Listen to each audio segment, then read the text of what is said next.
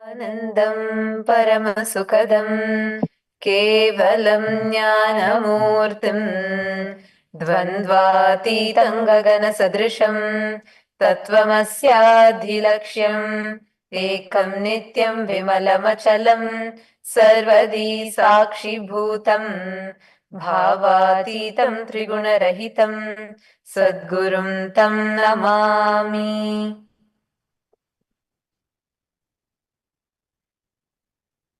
Nithyanandam, and welcome to every one of you, all the viewers, all the participants that are joining us globally from across various countries around the world for this very special forum, Kailasa's Global Forum on Indigenous Sovereignty and Religious Autonomy. It's both an immense honor and a sacred responsibility to be able to open this global forum, where we bring together perspectives about the indigenous sovereignty and religious autonomy. And in addition to that, adding the enlightened perspective of the sovereign state of Kailasa and the Supreme Pontiff of Hinduism, His Divine Holiness Bhagavan Shri Nithyananda Paramashivam.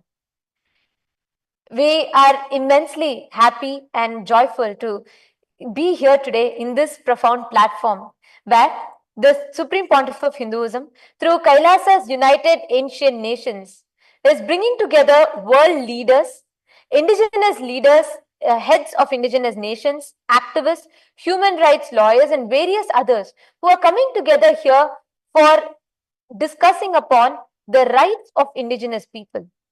Kailasa stands as the revival of the ancient, enlightened Hindu civilizational nation, a beacon for over 2 billion Hindus, practicing Hindus and born Hindus worldwide, who have long been marginalized, misrepresented, and denied the basic rights to spiritual self-determination. As the world's first nation for Hindus rooted in Sanatana Hindu Dharma, Kailasa asserts the inherent right of indigenous spiritual nations to exist, flourish, and govern themselves according to their timeless traditions. And at the heart of this discussion that we are going to be having today lies the foundational truth that sovereignty is not granted, it is inherent. For millennia, indigenous civilizations like Sanatana Hindu Dharma functioned as fully sovereign entities, deeply integrated with their own religious, cultural, legal, and educational systems. Religious autonomy was not merely tolerated, it was a central organizing principle of life, law, and society. However, colonization, political suppression, and systemic persecution have sought to erase these traditions, disband our monastic orders, and to confiscate temple lands, criminalize our very ways of worship. This is something that was systemically targeted for all the indigenous groups, indigenous civilizational nations. Today, there are 476 plus million indigenous people across 90 countries, and they represent a whopping 15% of the global extreme poor. And just the indigenous people alone make 6.2% of the entire world's population. Yet, they represent 15% of global extreme poverty. And indigenous people steward 25 to 50% of global land. Yet, only 10% of our indigenous land is even legally recognized. And these statistics are from World Bank. 70% of indigenous lands face threats from extractive industries, and this is from the Forest People Program.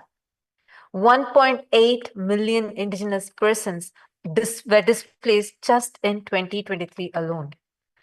This is the current situation. As we speak, once in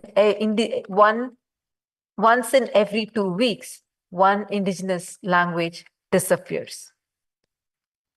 So this is the current situation where the indigenous people, at what risk we are in currently. And the Supreme Pontiff of Hinduism, through Kailasa's United Ancient Nations today, has established a global platform that brings together all the indigenous nations, indigenous peoples to voice for the rights of indigenous people. Swamiji very beautifully terms them the ancient nations, the original owners of the land who existed, who belong, who are the closest people to the land, whom they belong to the land, they have their culture, all of which is facing erasure. And today, the revival of the United Ancient Nations and the establishment of United Ancient Nations and the revival of Kailasa by the Supreme Pontiff of Hinduism has brought to light about what the ancient traditions stand for. Swamiji has established sacred structures of Hindu governance under the sovereign order of Kailasa's Nithyananda, Hindu jurisprudence, and the highest legal and spiritual governance systems of the ancient, enlightened Hindu civilizational nation. And today, we are here with leaders, with opinion makers, decision makers, indigenous leaders from across the globe, from various parts around the globe. And it's an immense pleasure to welcome every one of you who are here joining with us for this conference. And today we stand in solidarity with all indigenous nations, asserting our right to exist, not as a museum, not as some artifacts, but as living, governing spiritual civilizations. Kailasa advocates globally for the recognition of indigenous spiritual nations, the ancient nations, as sovereign entities under international law. Our existence is a message. The religious autonomy is not optional, but it is non-negotiable. We are not asking for a permission. We are asserting our inherent dignity, our ancient legal systems, and a cosmic right, the right as per the international law of self-determination.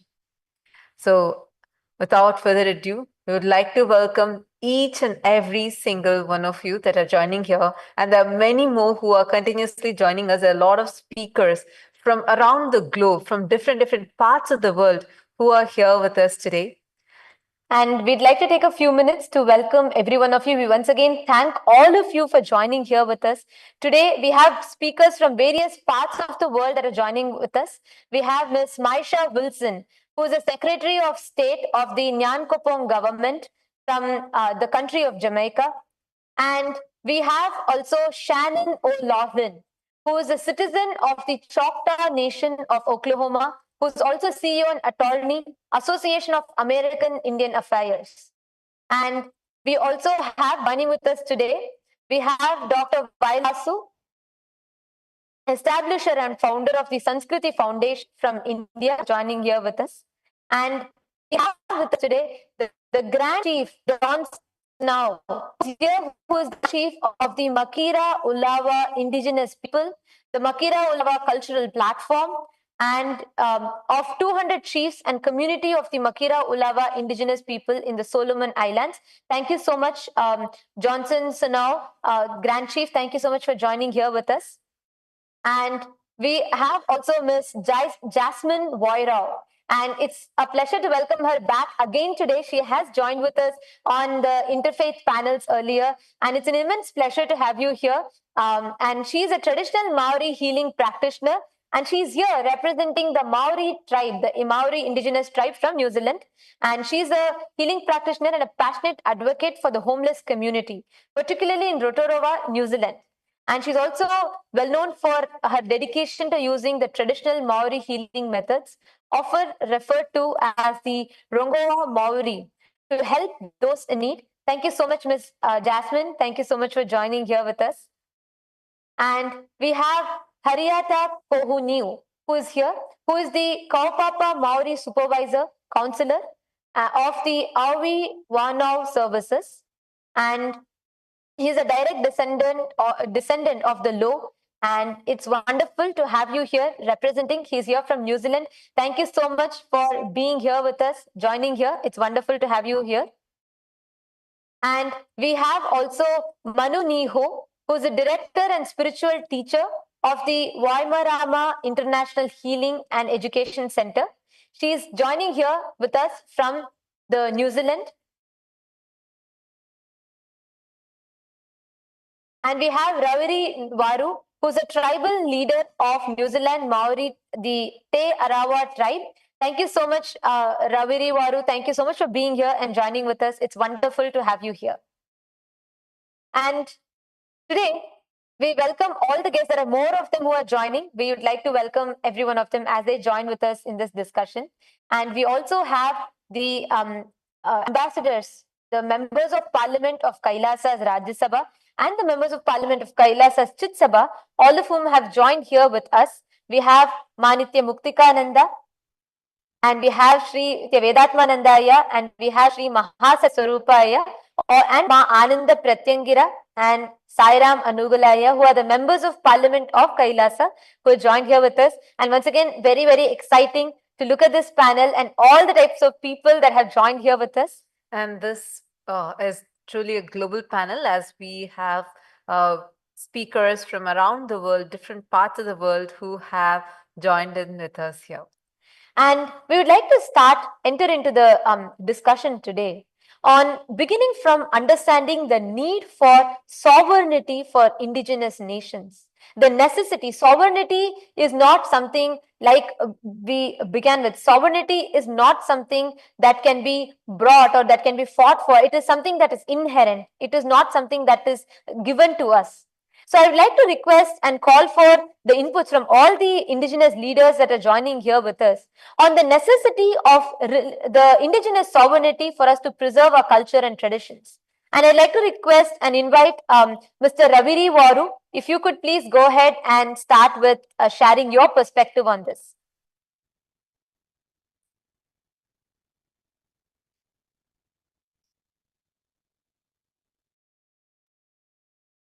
Yeah, kia ora. Sorry, I'm a bit technically challenged, but thank you for the intro, and thank you for allowing us on this platform. I think it's pretty simple from my point of view as Māori, and I'm sure the others on here would have similar views around tino rangatiratanga. That's what we call it anyway. Tino rangatiratanga mana motuhake. Those are things that I definitely agree with your view on, that we always had. It wasn't something that was signed to us or given to us or granted to us. It was something that was we were born with, and that's our kaupapa. It has been for a long time. So there's nothing really new. Well, it's not new to us, and indeed other indigenous nations of the world. It's only when those things get interfered with or challenged in some other, I suppose, another forum or another point of view. I don't want to say west or east or anything like that, but just, not of our own. And in terms of being connected to the whenua, I think I just pick up on that aspect. Whenua, the land, in kaupapa Māori, we have a lot of sayings like, ko hau te awa, ko te awa ko au, ko hau te whenua, ko te whenua ko au. We simply are part of the landscape, rather than us enforcing ourselves onto the landscape or onto our waters or whatever that may be. So no, I don't want to take up too much more time, but I think that's a pretty straightforward view, certainly from Aotearoa here in New Zealand. So tēnā koutou.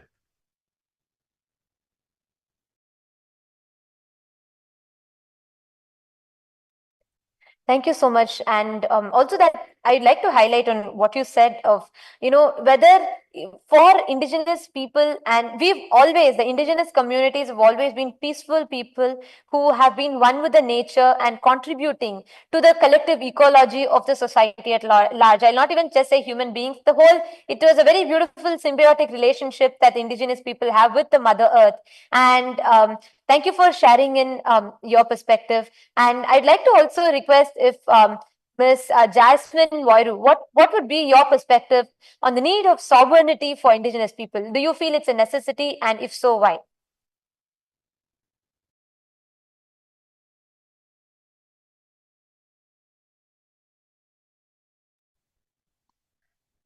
Kia ora tātou. Sovereignty. Sovereignty is a I like how you put it around sovereignty being a right or an inherited right. I believe that it's one of the most important things that we could strive for as Indigenous communities. I believe we have the foundations, we have all the knowledge that we need. We have to work with our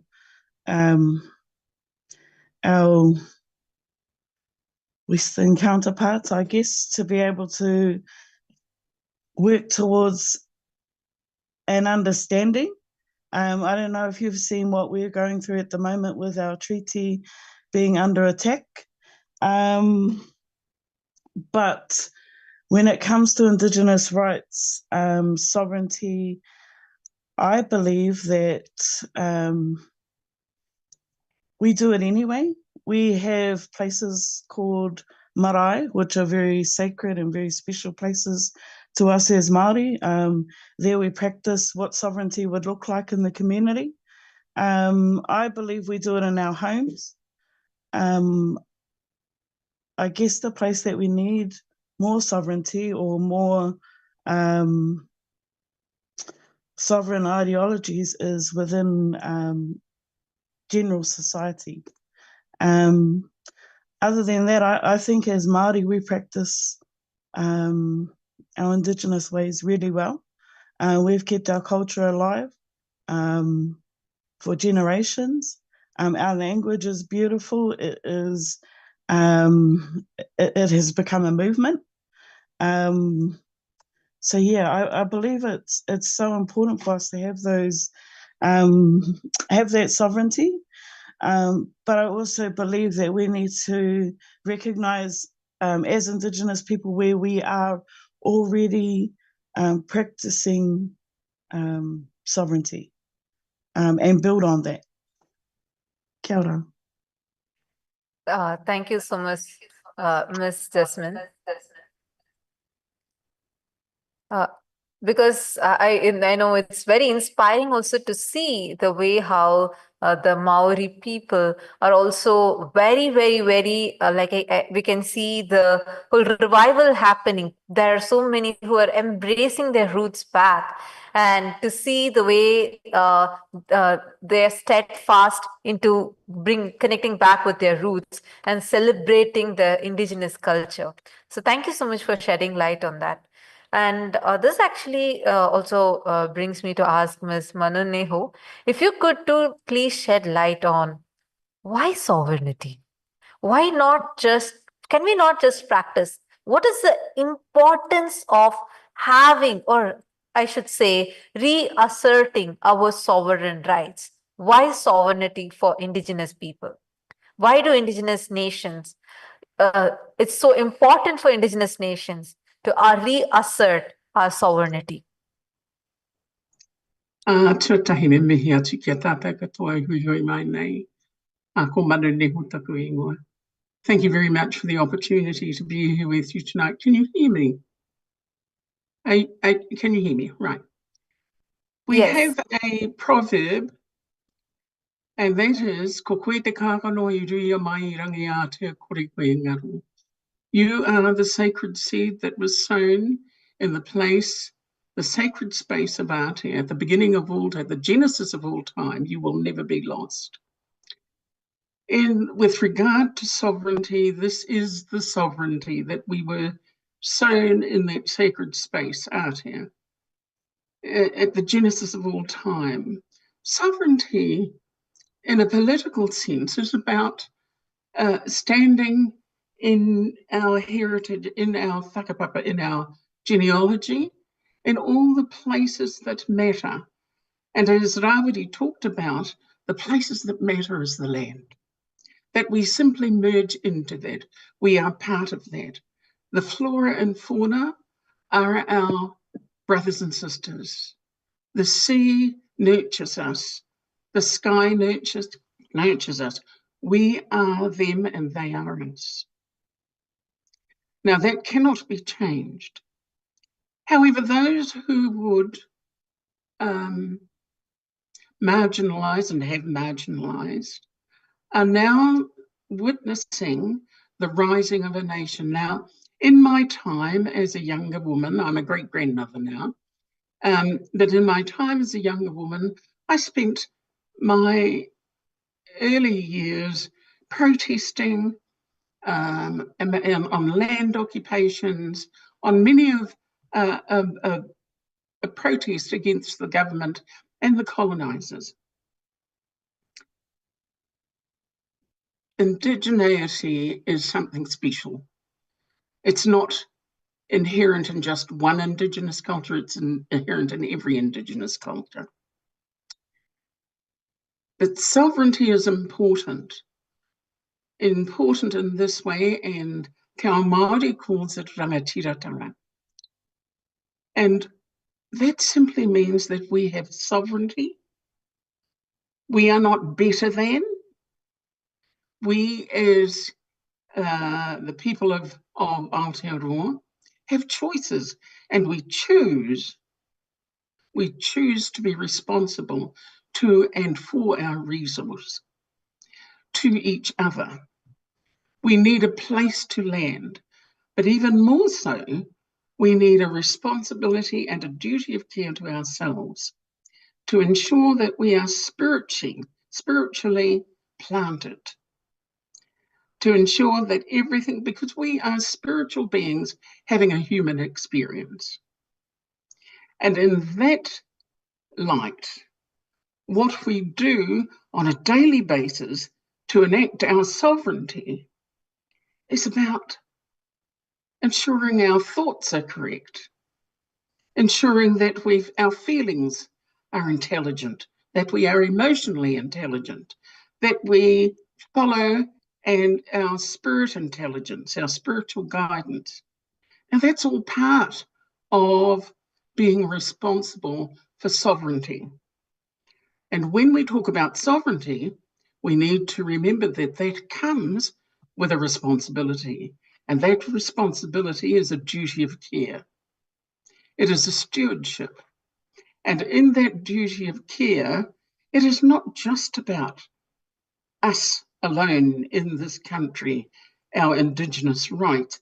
It is about how we manaki that sovereignty too, how we take care of, how we embrace others. And in that responsibility, in that light, sovereignty is an all-encompassing, not just a concept, reality. But we cannot speak of sovereignty if we haven't landed in our place to land. Rawiri also talked about ko te awa ko au, te awa ko te awa ko au. I am the river is me. That is what we are. We are the land, we are the sea, we are all things. We are the drop of water that enters the ocean, and we are the ocean, the one and the same. So that's enough for me for now. Thank you for the opportunity.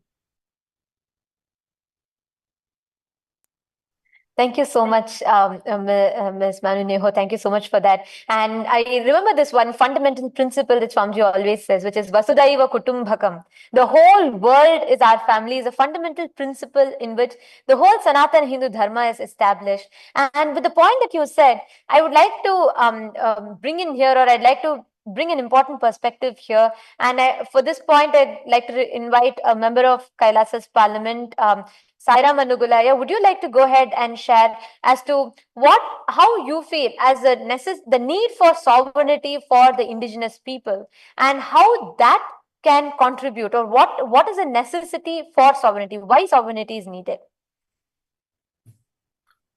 Thank you, Nithyananda, everyone. So yeah, my name is Sairam Anugula. I'm with Kailasa, Seattle. So primarily I come from Telugu-speaking nation, Telugu-speaking cities like Telangana and Andhra Pradesh. So why sovereignty is important is, so from like a cultural point of view, like we have been like colonized for many centuries, like whether it's with Mughals, Nizams, or whether it's with British. So a lot of our indigenous traditions, say like for example, textile industry, has taken a significant hit, and we lost those sciences during this colonization.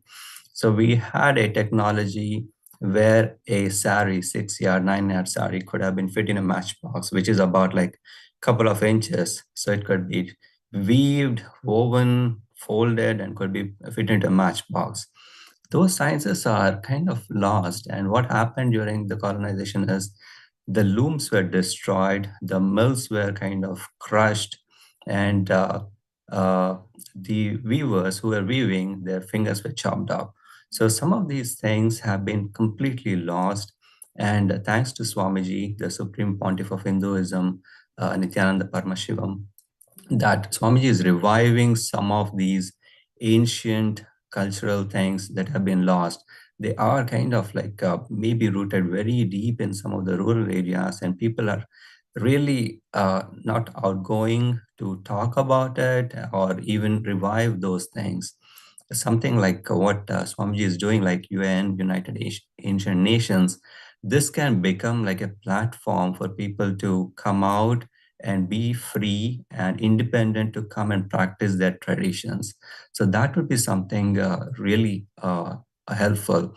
And textile industry is just only one of the things that is kind of lost. There are many things around like art forms, whether it is like building the sculptures, whether it's from like wood, stone, marble, those kind of things.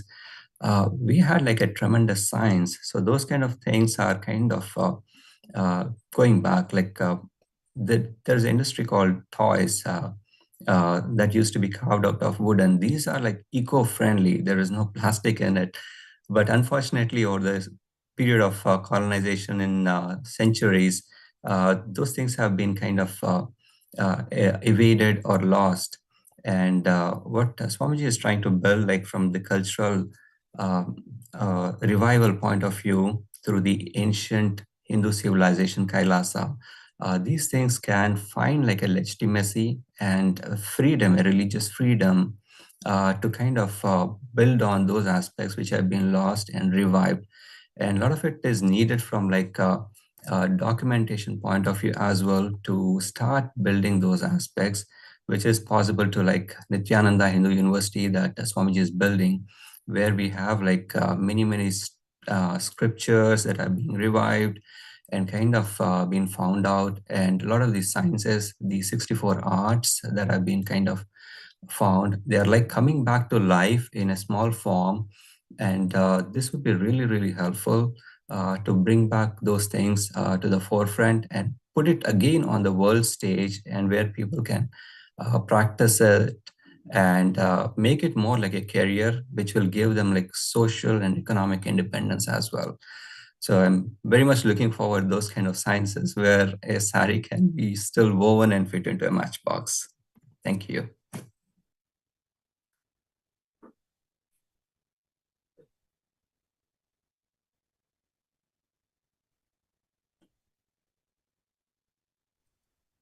Thank you so much, Saira Manugulaya, because what you brought up an important point. Like you said, through Kailasa's ancient nation, the United Ancient Nations, Swamiji is reviving and giving that collective voice. And I would like to come to that in a short bit, because we have a lot of indigenous people from the Southern America also that have joined with us. We have Macario Hernandez, and then we have a lot of members, indigenous members from the indigenous communities, leaders who have joined here with us, Jamie Villalba and Ms. Caterina Bautista Flores and Misario Hernandez and Till Antonio Chiriap. Nithyanandam, thank you so much for joining here. And I'm going to request Sri Mahasatya Swarupaya, if you could summarize in Spanish to all the guests and leaders that have joined with us here from the Latin America, it will be wonderful. Nithyanandam, un saludo cordial a toda la comunidad indígena internacional de habla hispana y con sus lenguas tradicionales. Mi nombre es Mahasatya Swarupa y les doy la bienvenida a todos a este fórum global de la importancia de que tiene la soberanidad indígena, la libertad de expresión indígena, cultural y más que nada mantener nuestras tradiciones y mantener el sostenimiento de nuestras tierras como debe de ser. Mucho gusto y de lo que estamos hablando ahorita es de muchos aspectos de las comunidades indígenas a nivel global han estado pasando a través de cientos y miles de años, de hecho, a través de invasiones extranjeras que vienen y totalmente vienen a invadir la tierra y cambiar totalmente la corriente de pensamiento de las nuevas tradiciones, de las tradiciones originales del mundo. Entonces, por eso es que es importante tener un acceso global, un foro internacional global, donde la voz indígena sea escuchada a nivel global y de una forma potente. Nithyananda.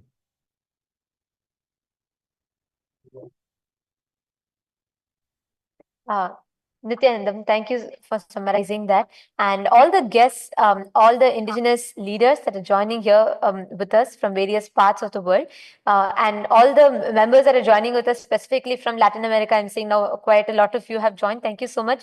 We have T. Antonio Churiap Shamik, who's here, who's from the Sabio Ancestral Heroi National. He's a president of the Petro Mineral Shore Investment, and also from the Sabio Ancestral. He's here from Ecuador. Thank you so much for joining here with us. And we have Jocelyn Martinez, who's here from the indigenous community of the Caco in Bolivia. Thank you so much for joining here with us. We have Felix Kolk, who is here from the Autoridad Originaria Campesino from Bolivia. It's wonderful to have all of you here. And we have a few more people who are joining here with us, and Miss Caterina Bautista Flores from Mexico. She is the governor of Indigenia del Estado de Veracruz.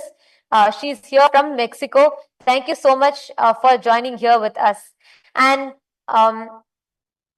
And now I just would like to request, we also have a member of parliament, Vanitya Muktikananda, and I wanted to also request if you could add in, or would you like to share about why we need a platform together and what this United Ancient Nations is about. Nithyanandam, everybody. It's such a pleasure to be part of this very elite conversation and panel. I think as I was listening to all the panelists sharing so far, one of the things that came up is the value for the tradition of, ensuring that they are able to connect with nature, connect with, what is the culture and tradition that is, very important and vital for each and every indigenous tribe or nation. And I think the United Ancient Nation, the initiative that has been established by the Supreme Pontiff of Hinduism, Bhagavan Nithyananda Paramashivam, it is meant to exactly do the aspect of protecting these traditions. It is about preserving these traditions and cultures for generations to come, for the future, to not lose these very profound, very fundamental aspects of each culture and each tribe, each community. And it is an intergovernmental body that is being set up, that has been set up. This will empower each tribe and each nation that is a part of this initiative to be able to find the support, to be able to find the community gathering around them from across the globe, people from various nations coming together to ensure that they protect all the cultures, all the traditions, all the ancient knowledge that is part of this world. These are our responsibility to support, to preserve, and to treasure. And that is exactly what the United Ancient Nations is looking to do for the world, for the ancient world. And with so many tribes and so many member nations that are already a part of it, we have more than 125 nations that have already come on board.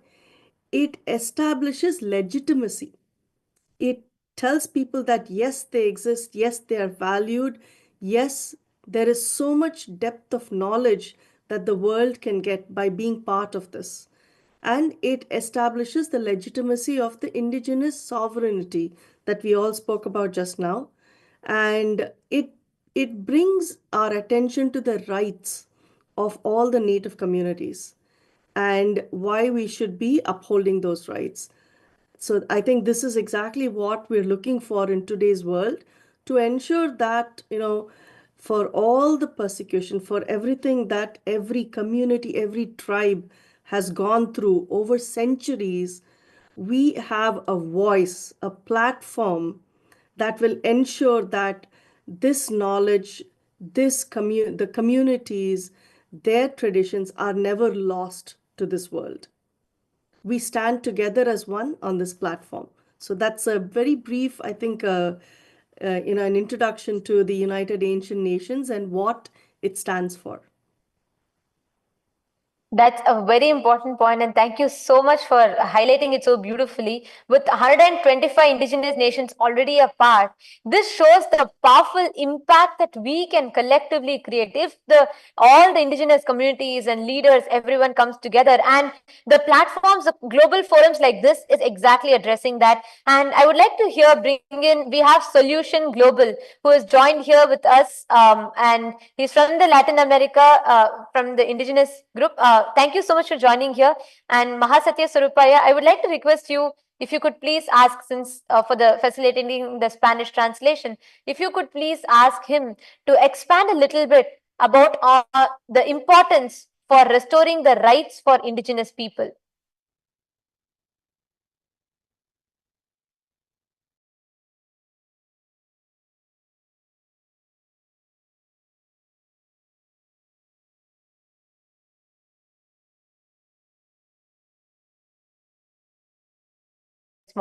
I think there's a small connection glitch for Mahasatya Sarupaya. Sorry, Mahasatya Sarupaya, I just wanted to request if you could please introduce and welcome Solution Global, and if you could ask him to shed some light on from his community and he thinks is a need for rights, the sovereignty for the indigenous groups.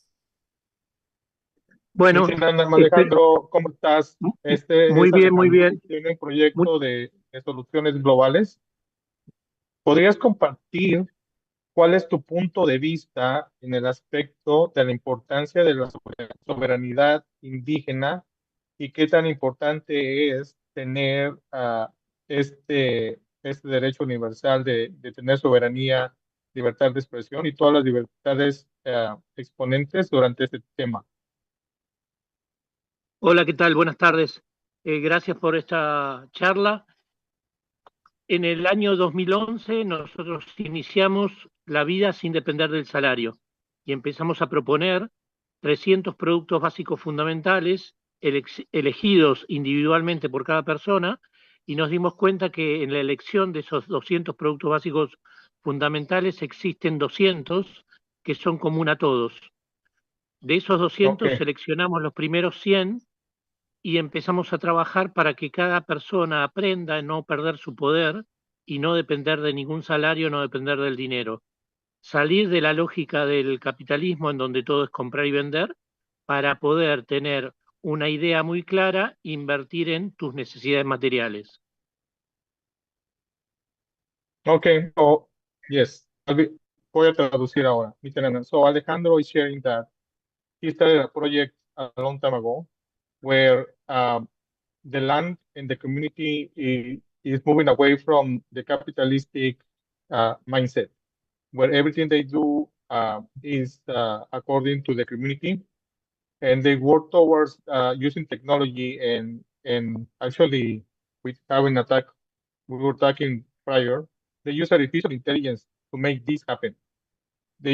Not only do they use artificial intelligence, they're moving towards working with the land in a communal way, where each one of them learns to be independent, not to be a slave of the system. That's what their point is. This is what they're working toward. Durante estos 14 años supimos comprar 6 campos y una sede en la capital federal de Argentina, en donde construiremos la primera escuela abierta y gratuita para enseñar lo que no se enseña. Vamos a volver a las raíces al hablar y al cumplir, al valor de la palabra y al decir para llegar a un resultado. Okay, and they acquired a huge piece of land in Argentina, where they're now building the first school, and they're going to be teaching all the students, the children, how to be independent from these systems of capitalism. Un tema, están todos invitados a participar, es una acción global en donde no hay ningún tipo de distinción, somos todos Homo sapiens, son todos bienvenidos y cada quien toma la responsabilidad de hablar y cumplir. Cada quien sabe lo que quiere y lo planteamos siempre como una solución materialista, para que lo And he's material no welcoming falte. everybody to anyone to come and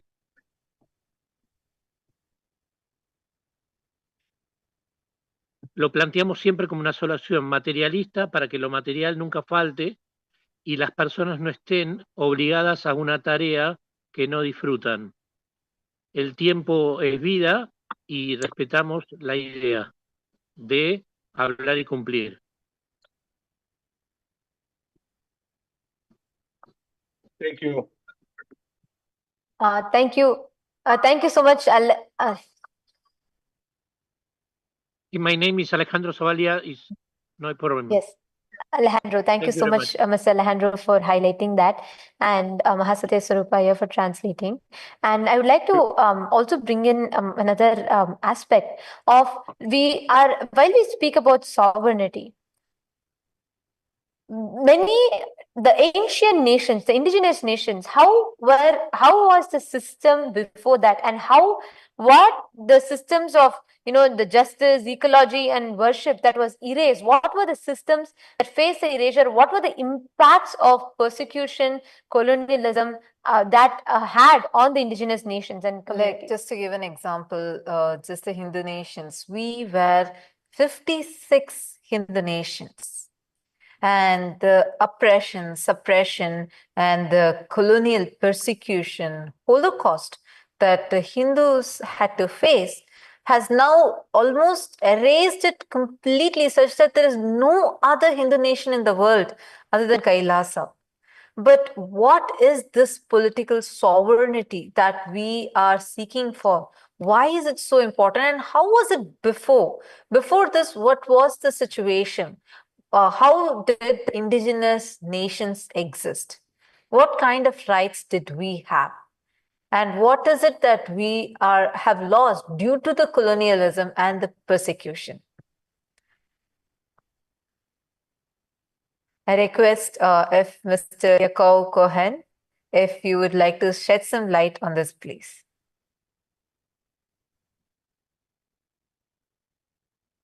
Hi. Okay. Shalom. Could everyone hear me? Could you hear me now? Yes. Okay. Yes. Well, welcome. Yeah, thank you for having me. It's a pleasure to say, I'm a Kohen. I'm from New York, and I work in the UN. And one of the things I think is paramount, very important, is that we work together. As the famous story goes, that we're all in this same ship together. We're all in planet Earth together, meaning that every individual from every race, every nationality, all have to look at the bigger picture. Bigger picture means we have to see the world as harmonious, not striving that what has to be a win-win situation. And the Torah is the Bible, which God gave to Mount Sinai. We're counting down the days to receiving the Torah at Mount Sinai. They did, as Moses did thousands and thousands of years ago. Everyone witnessed God presenting the Torah. The Torah was given not just to Jewish people, it was given to humanity. It was given to all people. 7 fundamental laws were given to all humanity. It's called the 7 laws of Noah. So I think if we look at the harmonious picture, meaning we look at the world as a complete picture, and look at God as a king, then it's like a father when all his children get along and play nicely and so on, then he's happy. We have to look at the world not in competition, not in strife. And on one hand, it's interesting in Judaism, on one hand, it allowed free trade, but the other hand, it had to recalculate every 7 years. In the 7th year, all debts were erased. It's called Shemitah. In Israel, you're not allowed to, you have to let the fruit be picked or by anyone. It was a way to combine both free society, free trade that everyone strives, but yet it was also looking after the individual, the community. It was a way, for instance, you couldn't cut the corners. That's why, if you notice, Jewish people have what's called it's called elaks, peyot. Peyot is like little things that go on the side. You're not allowed to make a haircut round. You have to leave the corners of your field. Why? This was all to show that they're poor people have less than you. You have to support them. You have to, yes, you can't take in all the 10 apples. You have to leave 6 or 7, or take in 5 or 6, leave the other 4 for other people. That's what Torah is about, connecting the physical and the spiritual, to have the harmonious relationship between the two. And that's what Matan Torah, the giving of the Torah, is about. It was about uniting the world. And if everyone's welcome to come to. Today we have a weekly class in the United Nations, the Torah class.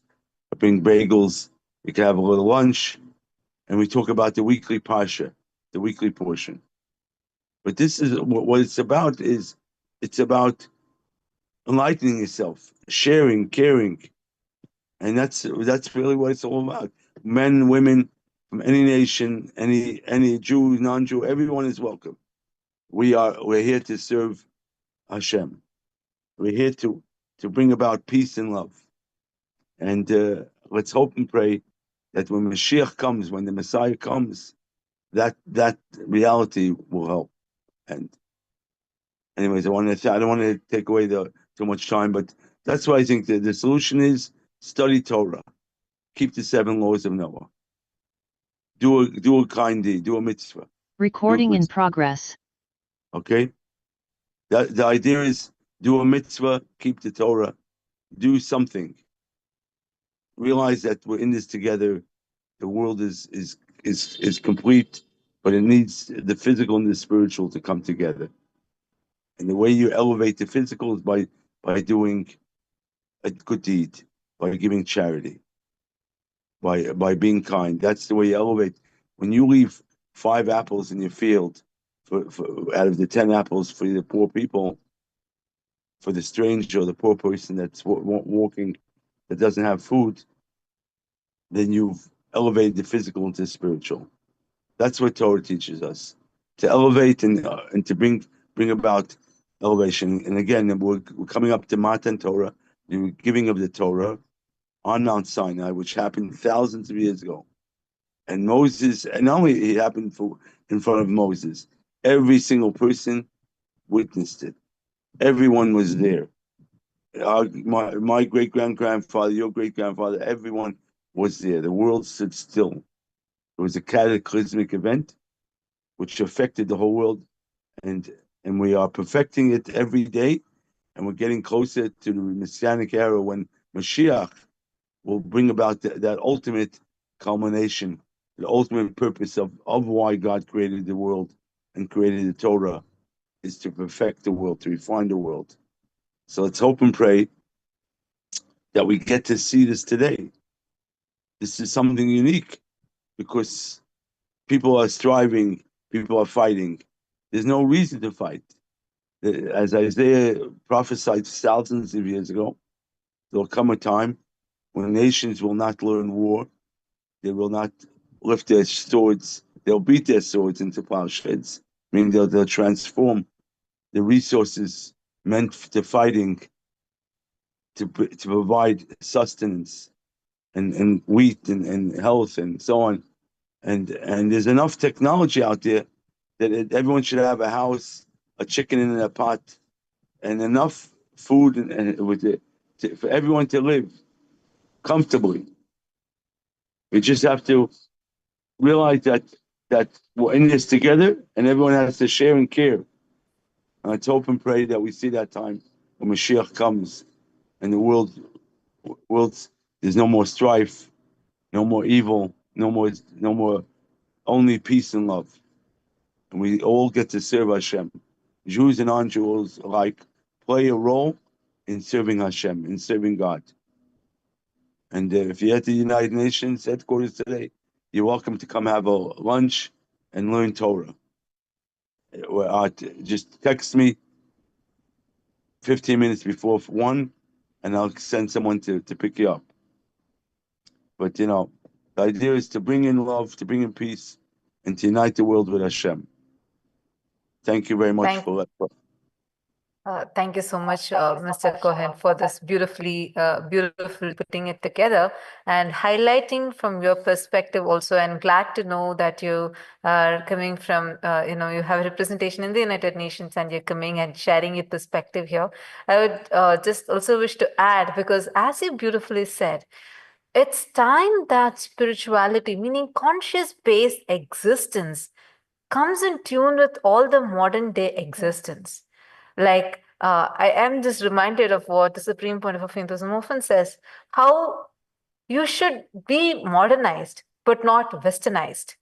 Be modernized, use the latest cutting edge technology. Like we have the world's first spiritual AI, the Ask Nithyananda AI, which is completely for free and has more than over 100 models with different GPTs, whether it is for astrology or for learning the scriptures, Hindu scriptures, or anything that you have in life, asking anything. Like these things need to be used, but without losing our roots and without losing that fundamental ideology of the peaceful coexistence and oneness, where, like, as Mr. Cohen, as you beautifully said, irrespective, even the borders that we have created does not really divide us. We all coexist.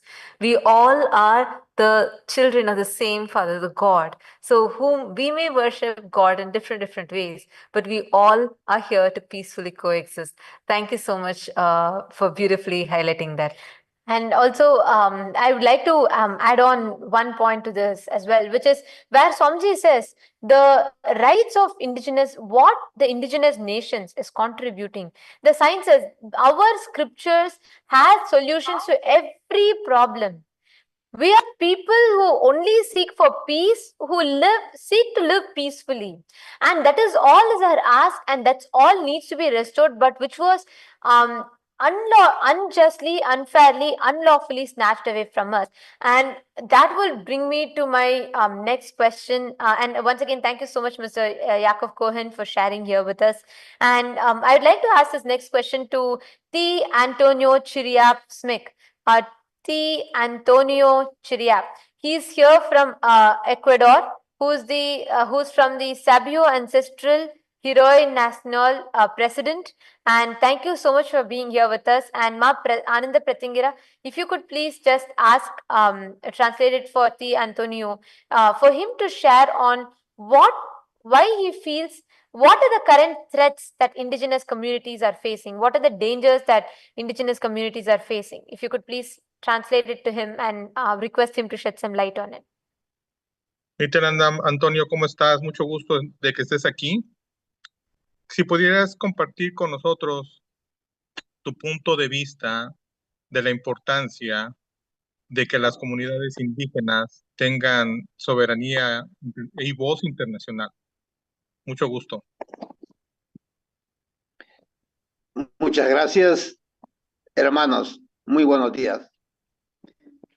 Mutavantin Mashinyo un Irondrar Andurto Yanuna Amit Mahmue.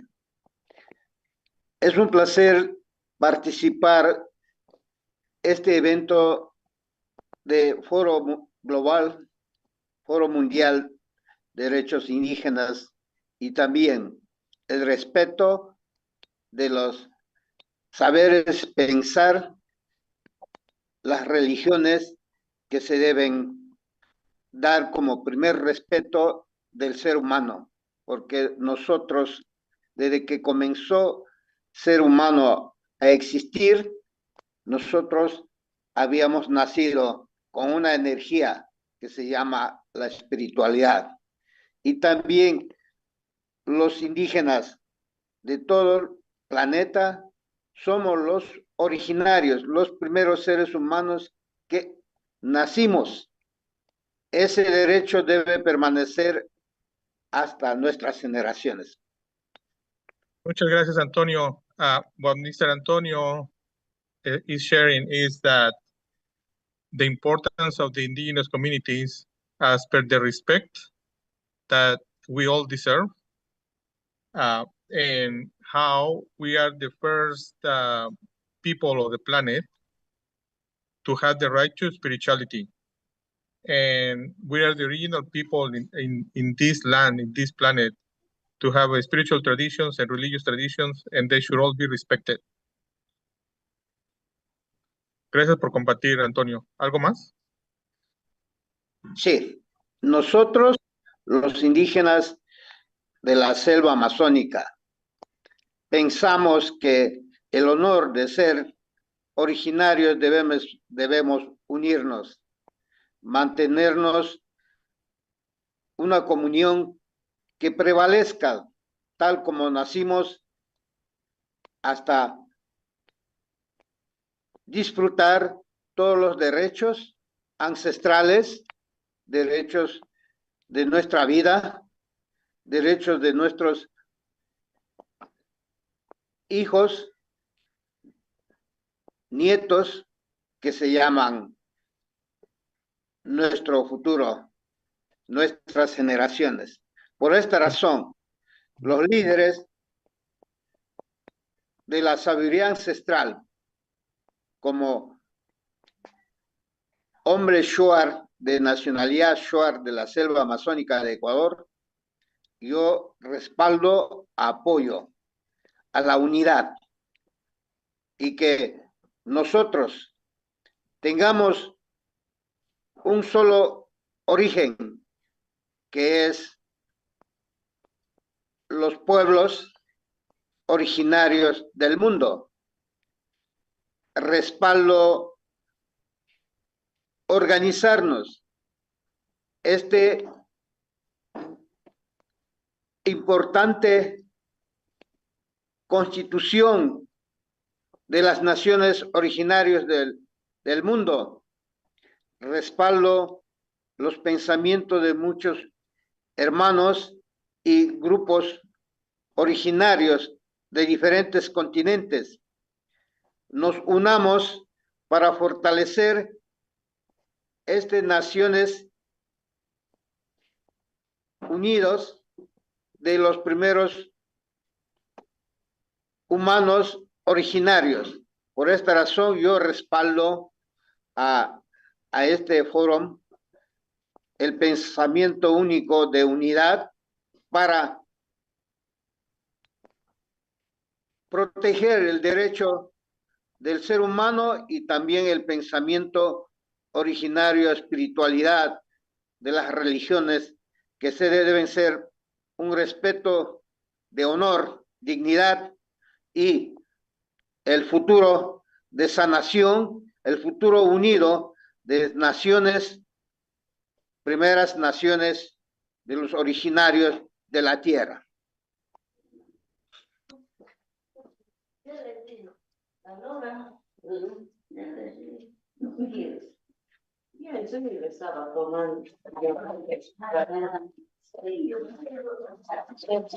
Solo para reconocer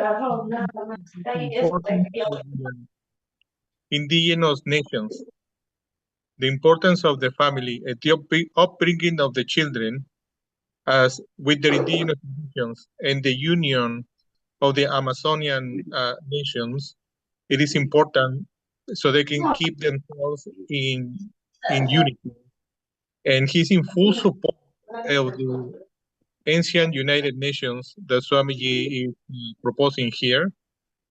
because of the voice, international voice and power that all the nations, indigenous nations, are going to receive due to this forum. And he's thanking all of us for being here and being at the forum present here today.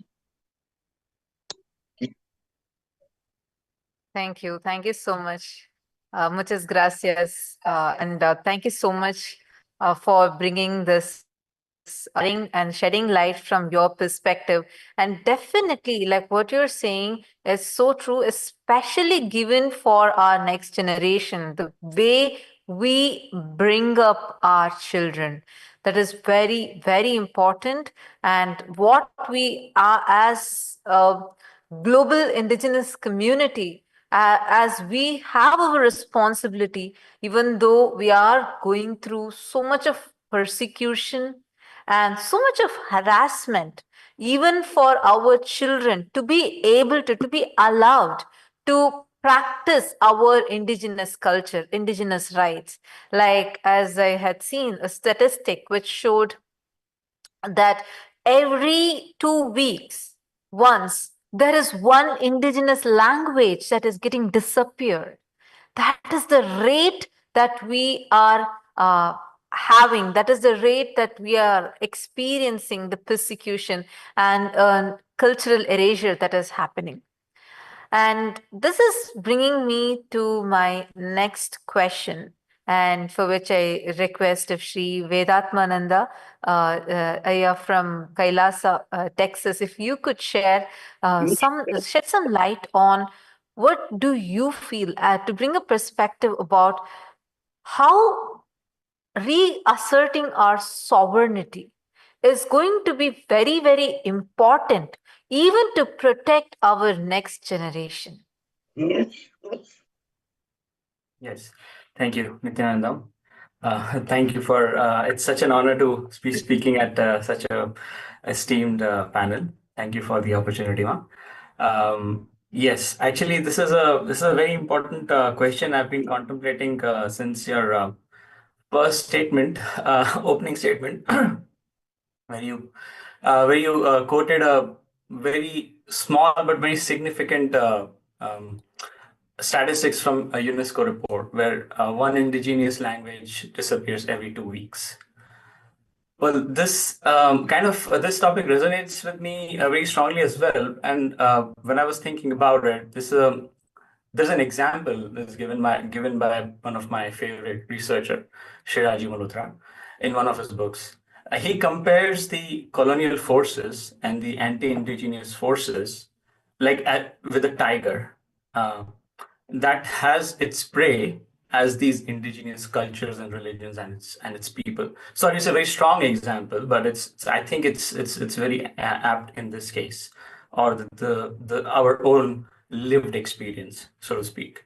So what he explains is, as this tiger, so to speak, is consuming these cultures one after the other, it's assimilating whatever it finds is useful to it and then discarding the rest of it, which is, in that process, the tiger is this colonial forces, they have become more and more stronger as the time progressed. On the downside, these cultures actually, the prey, so to speak, they ceased to exist. They were completely wiped out from the face of the earth.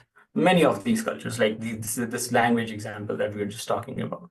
And this is not happening by coincidence. It's a result of hundreds of years of suppression and persecution. And there are numerous statistics based on that. And I myself, being born into a practicing Hindu family,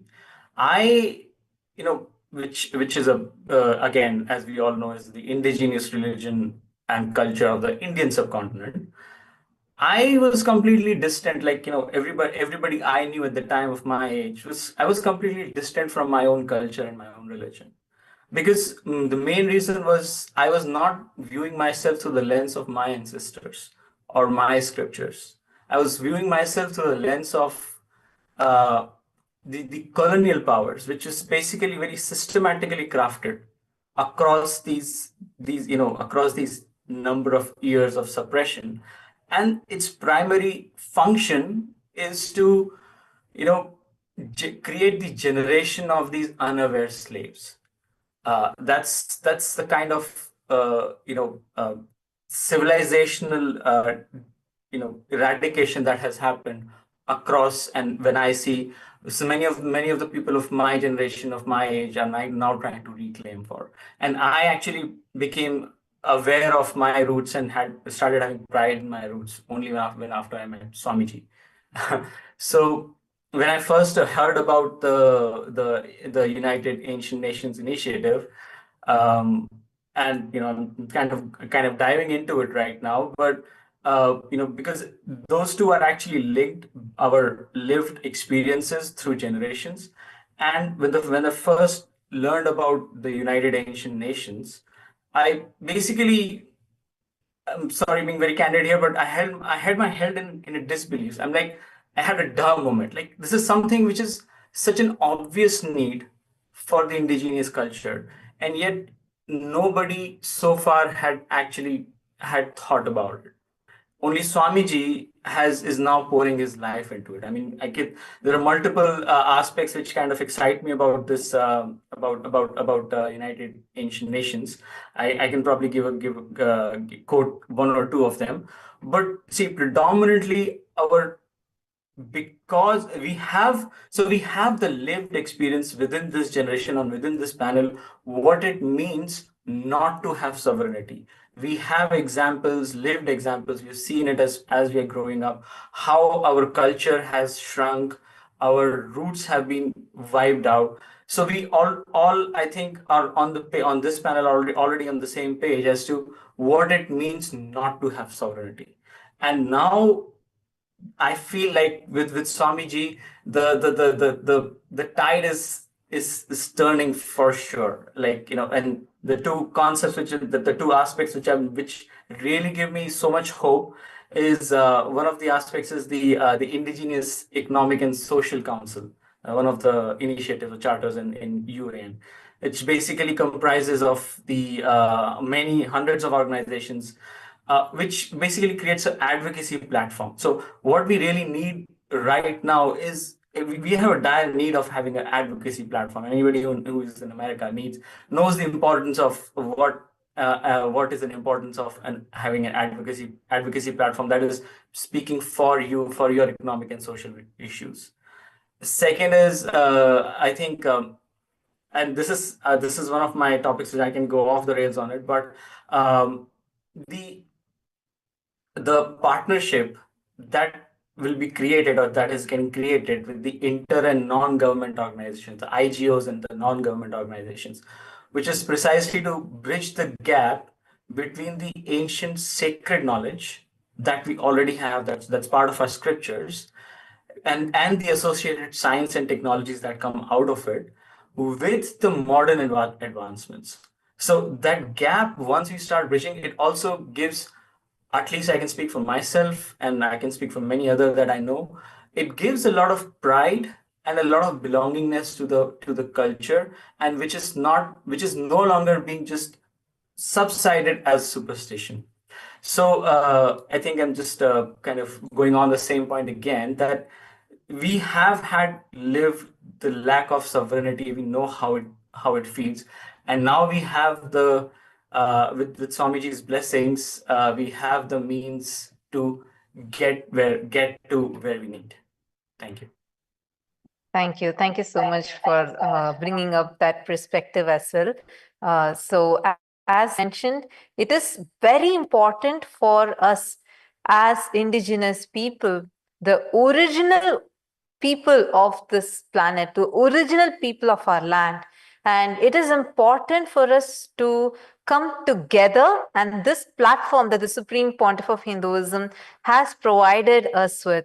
And this is a very, very powerful platform, because here, like right now in this forum, we have a global panel that is sitting here.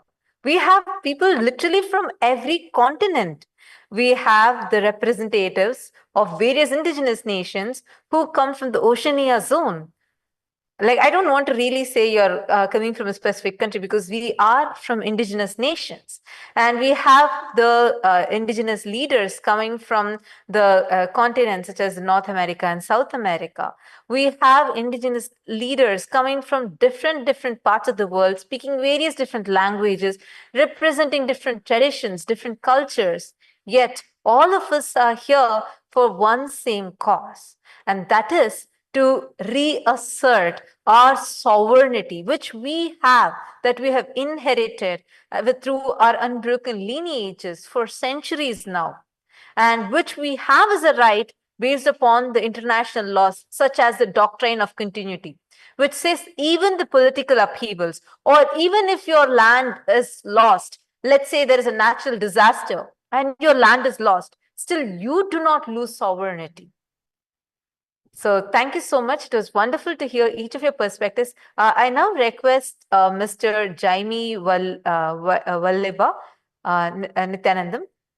I request if you could also please share. So Mr. Jaime Valleba is from this Gerenta General, and he's from the Moles Crespo near Peru. And I request if you two could please share from your perspective about what you think as why now in this modern era, right now, there is a necessity for religious autonomy. Why do we need religious autonomy? Sorry, Sri Mahasatya Swarupaya, I request if you could please translate it in Spanish.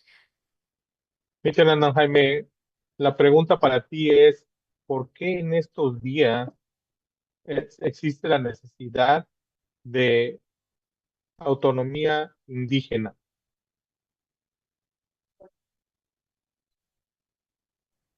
Hola, ¿me escuchan?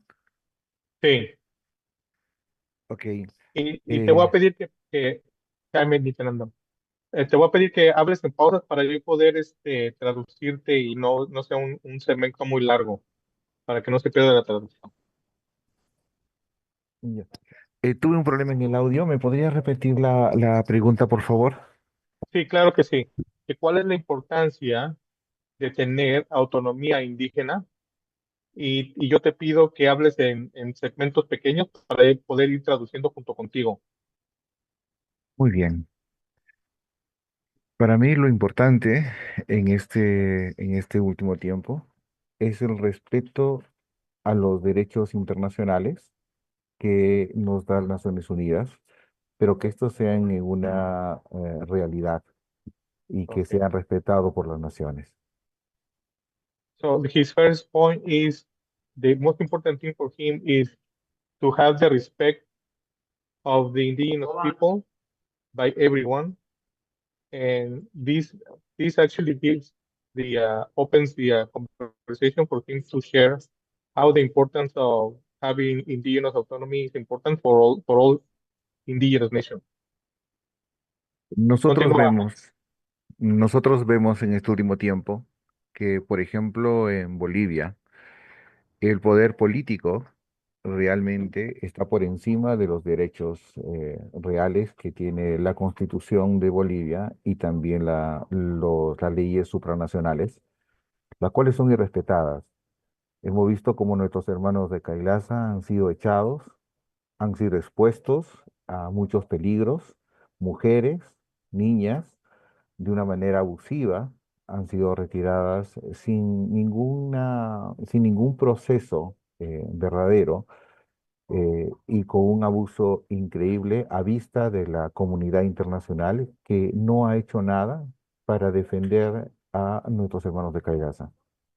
Okay, thank you, Jaime. Now, Mr. Jaime is sharing that how he's giving his support to the United Nations of Kailasa, and he's making a point of how the members of Kailasa were actually kicked out of Bolivia, violating the human rights of the members of Kailasa, without any violating the rights, violating their human rights, their sovereignty, and the fact that the international community has done nothing in order to raise their voice to defend the people of Kailasa. And This is why it's important to him that indigenous autonomy is actually recognized globally. Continúa, Jaime. Sí, yo creo que es importante realizar una labor de unidad y sobre todo de capacitación directamente a los pueblos originarios que en realidad no conocen los derechos que los amparan, no conocen toda esta realidad que ha sido ocultada por los estados y donde los medios de comunicación no les dan la importancia de vida para poder hacer llegar sus inquietudes, sus problemas, y menos aún para poder hacerles llegar cuáles son los derechos que ellos tienen como pueblos originarios. La Okay. tarea que nosotros debemos hacer debe ser también educativa. Okay. And he's sharing the importance of how it is important to actually share the knowledge and educate every single indigenous individual globally, so they can know their rights. Obviously, their personal rights, their community rights, the rights of the land, and this is something that we should all work together towards the education of the indigenous communities in legal terms. Hemos visto también una campaña orquestada de algunos medios de comunicación que buscan desacreditar verdaderamente a los pueblos originarios y todas las intenciones que tienen de unidad. Pero gratamente hemos visto que esta tarea que ellos se han propuesto que sea general y fuerte no tiene la contundencia que ellos han querido. And he's also sharing how the media and how raise a campaign against the unity of indigenous people. And he's also sharing how the indigenous people with their intensity is standing together, and how all these anti-indigenous campaigns are being held and put against getting backed up because the intensity of the indigenous people. Definitivamente, el trabajo que tenemos que hacer como pueblos originarios es fomentar este tipo de eventos donde poder conocernos en primer lugar y luego masificar directamente todos los frutos que se tengan de este tipo de reuniones. Y muchas gracias por haber contado con nosotros el día de hoy. Muchas gracias a ti, Jaime. And the last thing Jaime is sharing is the importance of these forums to be held continuously, so we can continue to be sharing on indigenous aspects and points of view. Nithyananda, thank you, Jaime. Yes, thank you. Thank you so much, Mr. Jaime. It's wonderful to hear this perspective from you, because I really resonate with what you shared just now. Because I know what my sister monks who were there in Bolivia, who were only serving the indigenous people and indigenous communities, like you mentioned. They were persecuted by the anti-indigenous campaigns that were done. And what is really affecting is that, as you mentioned, still our voices were silenced. But what was so amazing is that solidarity, the support with which we noted that the whole indigenous communities from different parts of the world, we received support through different places, whether it was a support that was pouring in from the indigenous nations in Africa, or the support that was pouring in from the indigenous nations that were in Oceania, or the support that was pouring in even from the indigenous nations in South America, even from within Bolivia. We got more stronger. In fact, the support became so big, such that now just us as united ancient nations, we are standing together with so much of solidarity. So it was really wonderful, Mr. Jaime. Thank you so much. Really appreciate what you just shared, and why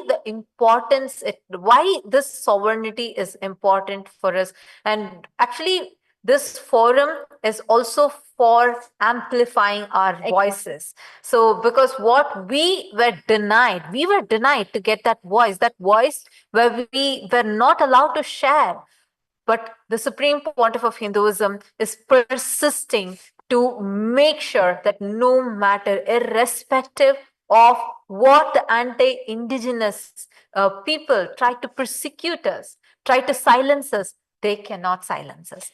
And this is a very important perspective, because if you see the systemic oppression that happens for the indigenous people, everywhere, wherever there are indigenous people, they are targeted, singled out, they're completely misrepresented, their culture, traditions are destroyed and whatnot. Now, I want to actually bring this question to Mr.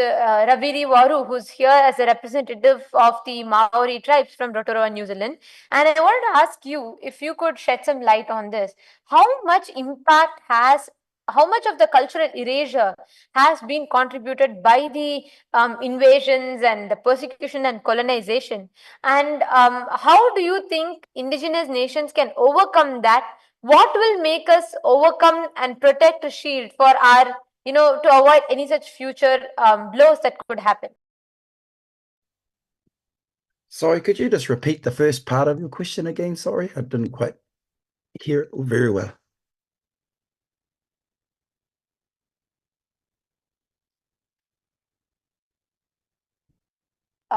Could you please repeat that point? We Yes, lost your audio. So I'll repeat the question for you. The question that we have, I'm just going to put it in one line, is how is this erasure, the cultural erasure and erasure of our sovereignty, what the colonizers are trying to do, what they have already done, how has it impacted the people of the land, like the Maori people? How has it affected? And for this to be avoided, what do you think is the solution? Okay, thank you for the question. Not an easy one, but I think colonization has been the single biggest negative impact on our people. When I say our people, I mean the Tiwi Māori katoa. There has been no, I suppose, there is no other that can quite compare to what it has done in terms of there were laws that were brought in that suppressed particular practices. There was a native land court established to supposedly help us protect our lands. However, you'll see that it actually changed the whole ethos of Māori culture in terms of the way we looked at whenua.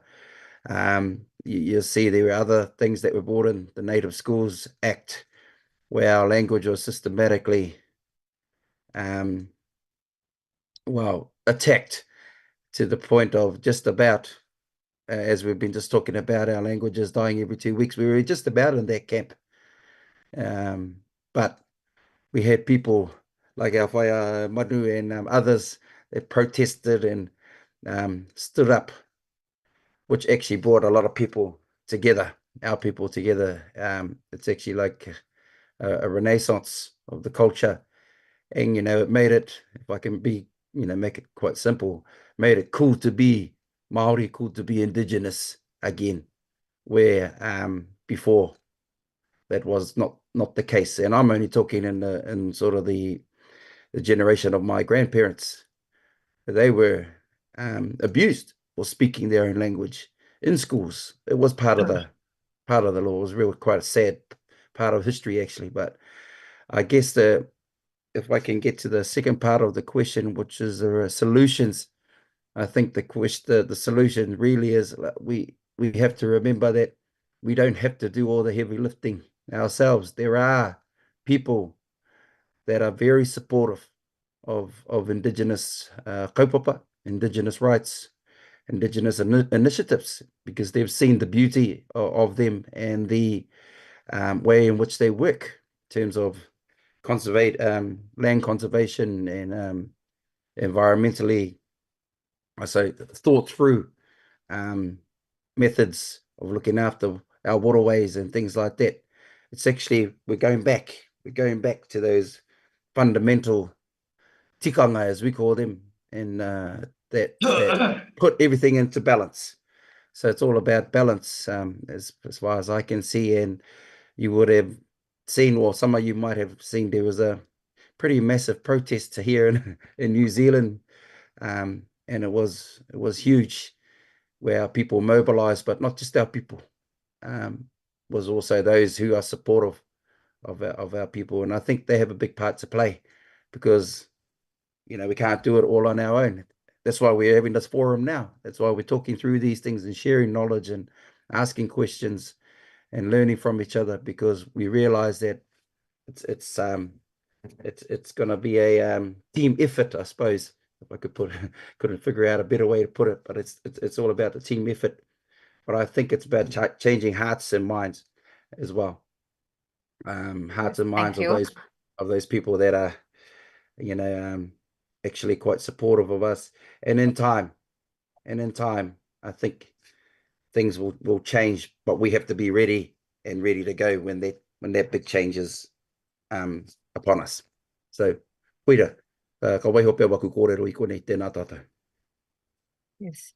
Thank you. Thank you so much for beautifully sharing that, because I just wanted to add to what you just said.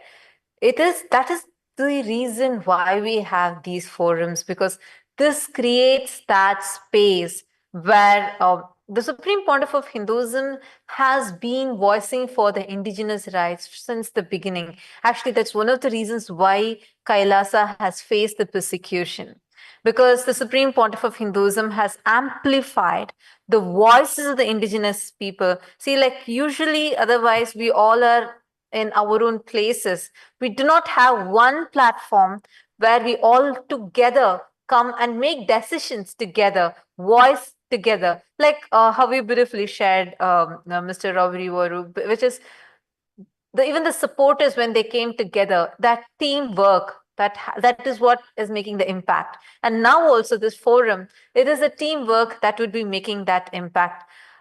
And that is exactly why the Supreme Pontiff of Hinduism has created this United Ancient Nations. Just like how the United Nations is there for the countries, many of the member states, to be able to voice itself. We do not have a forum otherwise. Where would indigenous people go? Where do we go? Where are our problems, our issues prioritized? And our sovereignty, even though, yes, as per the international law, we do have sovereignty, but where is it actually being recognized? Where are we able to actually exercise it? Yes, I see Mr. Prof. Casales. I hope I'm getting your name right. Yeah. I see you raising your hand. Would you like to add something to the panel? Please go ahead. Profesor Casales, ¿cómo está? Buenos días. Buenos días. Buenos días desde la zona indígena de México. Desde la zona indígena de México, ¿de qué parte? Guerrero.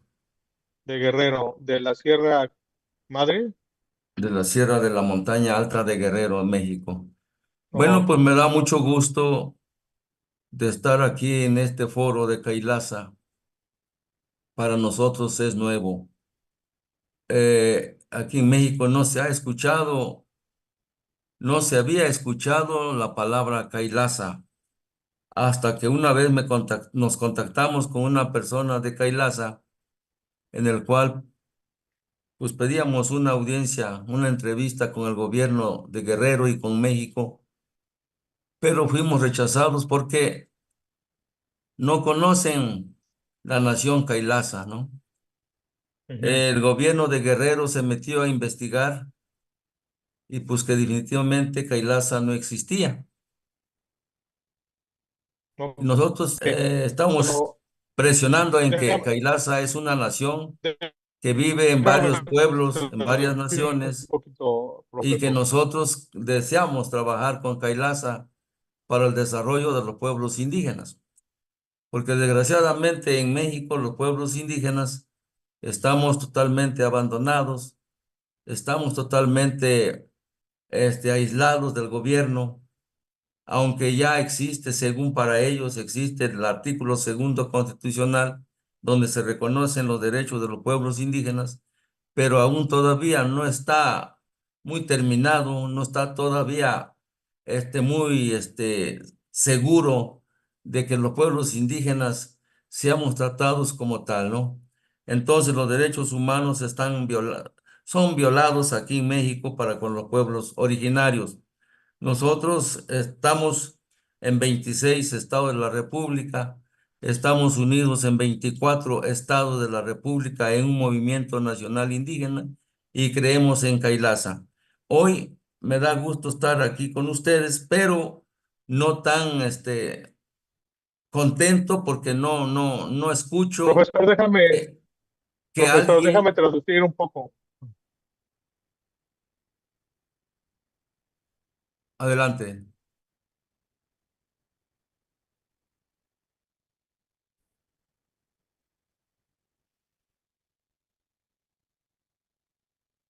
Gracias, profesor. El profesor Casales dice que muchas gracias por compartir. Professor Casales is sharing is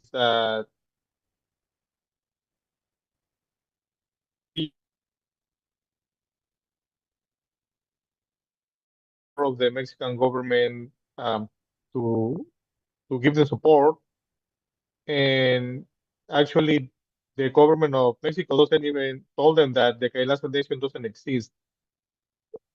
So he's saying that the issue that they have is that the there for them, and they're getting this issue for a long time.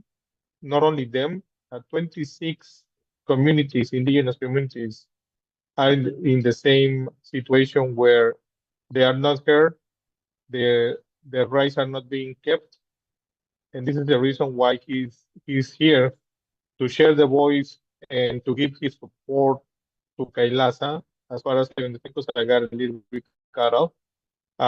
Profesor, ¿puedes dar tu punto de vista en la nación de Kailasa y cuál es la importancia que tiene en ustedes en Guerrero?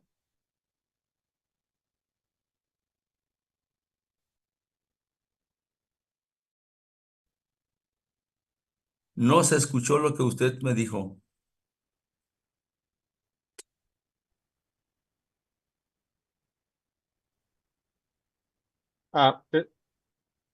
Le estaba preguntando, profesor, si puede compartir su punto de vista en la nación de Kailasa y qué tan importante es para ustedes en Guerrero. Bueno, para los pueblos indígenas es muy importante trabajar en alianza con algún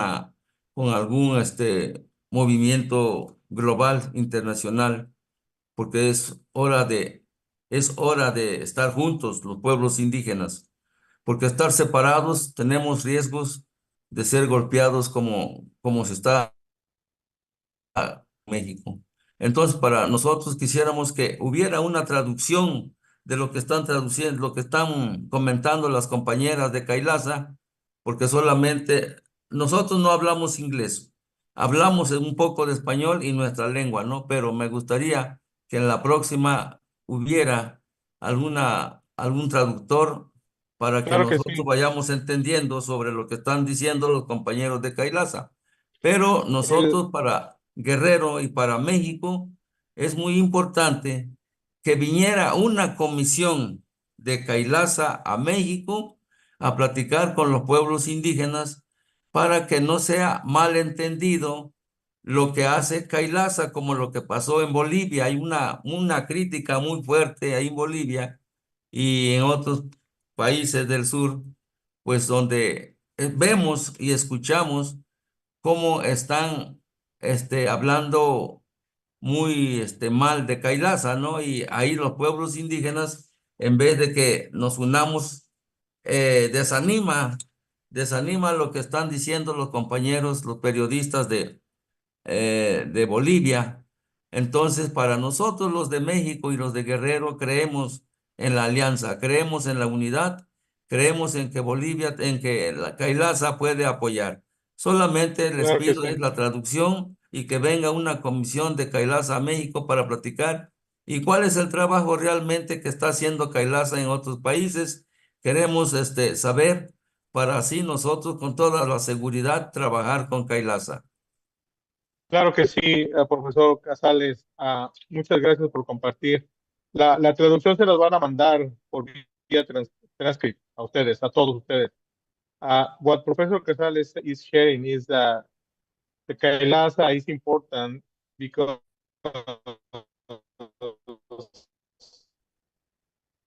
since they don't know, and actually he's requesting for a delegation of Kailasa to go and visit them and share with them and meet with them and getting to know and get the facts right, because he's sharing that they saw what happened in Bolivia and they were not able to have a concrete idea of what was happening, and some of the communities went into the negative side, but Kailasa does not have the voice in Mexico, so they actually don't know. They want to listen, they want to hear, they would like a delegation of Kailasa to meet with them, introduce Kailasa to them, and see how Kailasa can work with indigenous people of Mexico to make an alliance with indigenous peoples and the indigenous communities of Mexico. Muchas gracias, profesor. El transcripto se los van a pasar después de todo el evento. Ok, muchas gracias. Muchas gracias. Muchas Nithyananda. gracias, Professor. It was really it's wonderful to have you here coming from Mexico. Actually, just definitely we will connect with you and we will share further detail about what happened in Bolivia. And it is so wonderful to see your support and continuous support to Kailasa. And this forum itself has been established for us to be able to come together so that this kind of attacks don't happen. And this is exactly what the anti-indigenous people are actually afraid of. Because here you can see people from New Zealand, Australia, Mexico, Brazil, and we have people from different parts of the world, Peru, Bolivia, all of them coming together here and sharing, expressing, explaining. We have even from US, we had one more from and different representations from Argentina we had. Like this, we are having from around the world, people coming together. The indigenous people are getting a voice in an international community. Right now, actually, as we talk, our international community all over social media are posting their comments saying that how amazing just listening to different people is. Like I am just seeing people from Canada, Malaysia, Singapore, wow, actually France, Europe, many European countries are right now in the comment section. I request if the viewers can just post here which countries you are watching this live right now from. I request if you all could post, please. So we are having such a international forum, and because the indigenous communities are coming together under one umbrella as the United Ancient Nations. This is why we are being attacked, because now we are having a forum where all of us together can speak. Yes, I see Ms. Vicente Nina Banda raising your hands. Nithyananda, please go ahead. If you would like to add some point over here, please feel free to do so. I request you to kindly come on camera and please share. Vicente, prende la cámara si puedes, por favor. Go ahead. Para que te podamos ver. Nithyananda. ¿Y me miran? Yes, we could hear you. Go ahead. Puedes hablar, Vicente.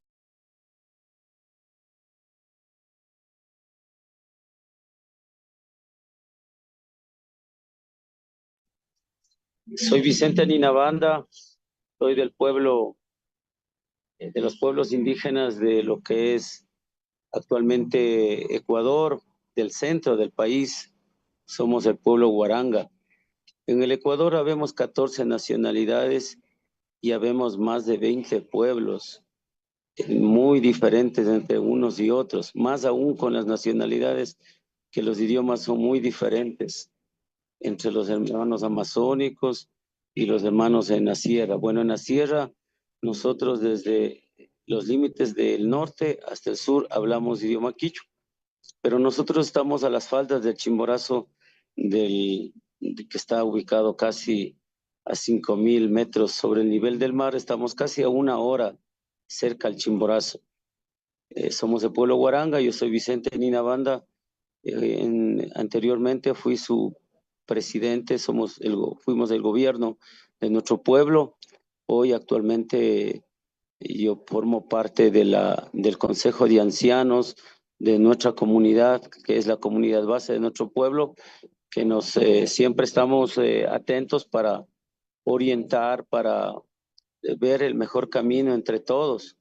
Bueno, nosotros como pueblos originarios de más de 5.000 años de existencia que hemos vivido, aunque las inclemencias del tiempo y del espacio y de las circunstancias siempre han querido desaparecernos, pero bueno, nos resistimos. Todavía nosotros tenemos claro nuestros principios de vida del randi, del trabajar en reciprocidad, del trabajar participativamente, trabajar en mingas. Nosotros todo hacemos en minga, nuestra casa, nuestras chacras, nuestra existencia, y ustedes verán por eso es que en Ecuador nosotros, a pesar de que, bien decía un hermano, los medios de comunicación, aunque nosotros tenemos actualmente nuestro medio de comunicación, un medio comunitario al que yo soy el director de las noticias, oiga, pero salir a un medio nacional es imposible. Es muy imposible porque ellos siempre tienen su agenda propia, son los mismos dueños de los bancos, los mismos dueños de las empresas, ellos mismos están vinculados, aunque la ley prohíbe, pero ellos mismos son los que lo manejan todo. Entonces a ellos no les conviene que nosotros podamos salir a manifestarnos, a opinar, a decir. Entonces por eso me pareció interesante, gracias a Caixa, a Sopía, que en algún momento nos encontramos en Amazonía y me había invitado y gracias, bueno, la tecnología también en nuestra comunidad. Nosotros aún no tenemos internet en la comunidad. He tenido que madrugar, venir a la ciudad y pedir algo prestado nomás por acá para pararme en un callejón para poder emitir nuestro pensamiento y decir que, claro, hoy con el mundo que está globalizándose, nosotros también quisiéramos participar, pero sin perder nuestra identidad, nuestra propia religiosidad, nuestra propia forma y maneras de vida. Y si por ahí veo que estamos, ¿no? Porque en verdad los pueblos originarios somos pueblos que hemos vivido muchísimos años. Recordemos que en la mal llamada conquista, a nosotros nos dejaron diciendo que éramos los indios. Y hasta ahora con esa palabra tratan de humillar a nuestro pueblo diciendo que somos indios, como que ser indio fuera cualquier cosa. Entonces nosotros buscamos siempre reivindicarnos, luchando, haciendo, bueno, nosotros hemos luchado una carta magna, una constitución que es padre madre de las leyes y que nos ofrecieron que iba a durar 300 años. Decía que porque esta constitución ahí tiene derechos la naturaleza, el agua, la vida, la existencia. Pero hoy, con este nuevo gobierno, hoy nos dicen que nos quieren cambiar la constitución y en el que quieren priorizar primero la extracción minera, la contaminación ambiental. Y para ello nosotros, a pesar que nos han fraccionado, no nos han logrado fraccionar lo que más han podido para desbaratar a nuestro pueblo, pero yo creo que Pachacama, Yahvé, Jehová, Brahma está con nosotros y creemos que vamos a seguir. Y me alegra, no entiendo mucho el inglés, viví algún tiempo en Israel, algo le he logrado comprender y sí nos gustaría tener una traducción que nos permitan realmente también saber cómo llega nuestro mensaje, ¿no? Porque en realidad puede ser que puede llegar distorsionado lo que nosotros pensamos y y nosotros somos el pueblo guaranga de la gran nación quichua. Somos, bueno, en la cédula nosotros nos autoidentificamos como guaranga de la nacionalidad quichua, ecuatorianos de Sudamérica, y les hago llegar mi fraterno saludo y nuestro agradecimiento por también, y les invito a los hermanos de habla hispana podernos contactarnos para poder nosotros también reunirnos en esta misma manera y poder analizar y debatir lo que pasa en el mundo, siendo que somos nosotros pueblos originarios, dueños de esta verdadera América, somos los que ahora tenemos que pedir permiso para todo. Un Claro buen que sí, día Vicente. para todos. Claro que sí. Muchas gracias, Vicente. Desafortunadamente mi audio se fue. Lo que te alcancé a escuchar fue cómo la media controla la narrativa en favor de ellos, pero también escuché el trabajo tan importante que estás haciendo en tener tus propios canales de comunicación auténticos que beneficien a las comunidades indígenas. Muchas gracias. De ahí voy a empezar, desde ahí empecé yo a escuchar y desde ahí voy a empezar a compartir lo que estabas compartiendo. Nithyananda, everyone. So Vicente is sharing that how the media is manipulating all the news in their communities against them. But Vicente and his community have taken the responsibility to make their own news media houses in order to share the truth about their issues and the things that are going through in their community. He's also sharing how the government is now trying to change the constitution towards the exploitation of the land, and by keeping them separated in fractionated communities, they're using this technique to actually separate them and make law to allow the exploitation of the land. Vicente, muchas gracias, y también vamos a tener traducción para ti, para todos los participantes en español, para mantener el flujo del evento. Les vamos a dar la transcripción de todo lo que están diciendo ustedes para que sepan que su voz está siendo escuchada y que sí están siendo escuchados por la comunidad internacional. Muchas gracias, Vicente Nithyananda.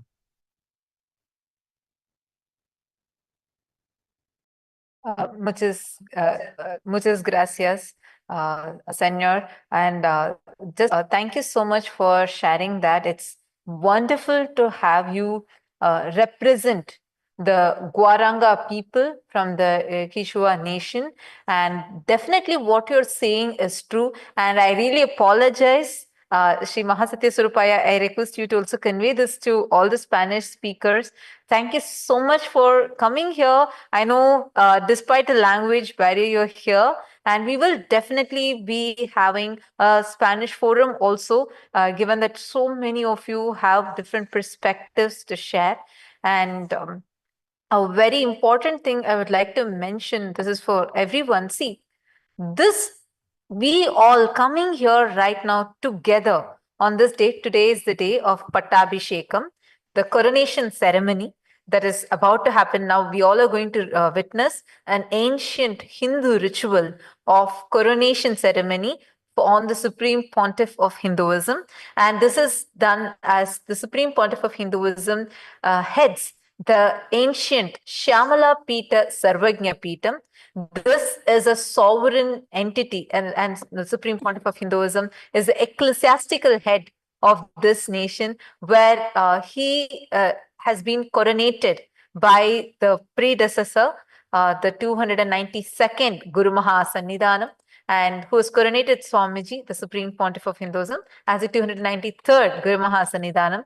And this has an ancient lineage of recorded history of unbroken lineage of more than 10,000 years. And each of you have, throughout this conference, everyone, whether it is from the Guaranga nations, from Bolivia, Ecuador, and from Peru, Argentina, and Rotorua, New Zealand, Maori tribes, and so many beautiful indigenous civilizations. You've all highlighted very important points. And now, to bring a conclusion, I would also like to add about how Swamiji is always, I remember this when Swamiji says that every indigenous group, that we don't, Swamiji does not call them as indigenous. He says they're the ancient nations. And each of these ancient nations represents so many sampradayas, traditions, so many different cultures, sciences that they carry. And each of them are a gift or have a potential to give a lot of solutions to what humanity is looking for. And today, for everyone that were listening to this panel, I'm sure this discussion, personally for me, has been very, very informative and very beautiful to hear the perspectives from so many different people, so many different cultures, so many different walks of life. Thank you so much to all of you. I know we are nearing the conclusion. So I want to take a moment to thank every one of you, all the panelists, all the members that have joined here with us. And today, the United Ancient Nations stands strong with 125 member states, indigenous nations from around the world who have joined hands. And I feel we are only growing more and more stronger towards this cause that Swamiji has envisioned to restore the rights for the indigenous people. And it's wonderful to have all of you. I know for many of you, it's early in the morning. For many of you, it's quite, late into your night that you've all taken your time and come here. And it means a lot to us. Thank you so much for being here. And today being a working day, many of you, even though you have your jobs, you have taken your time and come here. So we really, really are grateful for you to come here, being part of this panel. Looking forward to connect with all of you furthermore. And I know there are some more of you who have just joined. And I really apologize. We are very short of time, as just in a few more minutes, we will be witnessing the live coronation ceremony, or as per the ancient Hindu rituals of the Supreme Pontiff of Hinduism. So let us all now witness that. We once again thank you. Thank every single. Let me you just so take much. a close statement for everybody in Spanish before we leave. Yes. Nithyananda, gracias a todos por estar aquí. Definitivamente tenemos que tener un foro global, traduciendo lo que Mata Topri está diciendo de la comunidad de hispanoparlante, de las naciones indígenas, de nosotros. La traducción va a ser proveída para ustedes y definitivamente nos tenemos que volver a juntar. Por el momento nos vamos a entrar en un ritual ancestral del Patabhishekan de Minakshi y el evento está llegando a una conclusión. Muchas gracias por todos los que están aquí, por todos los que pudieron expresar su opinión. Muy, muy agradecidos estamos con todos ustedes. Gracias, Nithyananda. Thank you. Thank you so much. Thank you all, Nithyanandam. And with this, we come to the conclusion of this panel, and we will now be concluding with the Purna Mantra. Recording stopped. Purnamidam Purnat Purnamudachyate Purnasya Purnamadaya Purnamevavasishyate Om Shanti Shanti Shanti Harihi Om Tat Sat Sarvam Bhagavat Shri Nithyananda Paramashiva Padukarpanamastu Om Nithyanandam. Thank you all. Thank you so much. And we also warmly invite each one of you who are here with us, all the speakers, the guests, the panelists, and the viewers, for a very special address, the presidential address by the Supreme Pontiff of Hinduism, which is going to be beginning shortly after the coronation ceremony. So we wish that you would all be able to stay here. You could stay in the same Zoom room, and the viewers that are watching us, you all can visit the same channel, and we will be having a fresh stream for all of you to watch and witness the coronation ceremony, followed by a very special presidential address by Supreme Pontiff of Hinduism. Thank you. Muchas gracias. Se pueden quedar aquí y presenciar el ritual cuando empiece a hablar el Supremo Pontífice del Hinduismo. Yo voy a hacer la traducción.